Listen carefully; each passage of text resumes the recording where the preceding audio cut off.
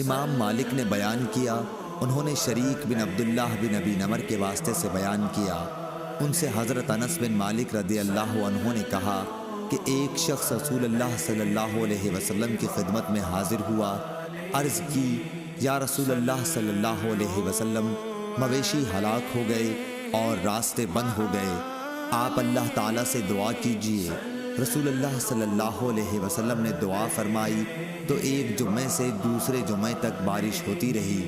پھر دوسرے جمعے کو ایک شخص حاضر خدمت ہوا اور کہا کہ یا رسول اللہ صلی اللہ علیہ وسلم، کثرت باران سے بہت سے مکانات گر گئے، راستے بند ہو گئے اور مویشی ہلاک ہو گئے۔ چنانچہ رسول اللہ صلی اللہ علیہ وسلم نے دعا فرمائی کہ اے اللہ، پہاڑوں، ٹیلوں، وادیوں اور باغات کی طرف بارش کا رخ کر دے جہاں بارش کی کمی ہے۔ چنانچہ آپ صلی اللہ علیہ وسلم کی دعا سے بادل کپڑے کی طرح پھٹ گیا۔ صحیح بخاری حدیث نمبر 1017۔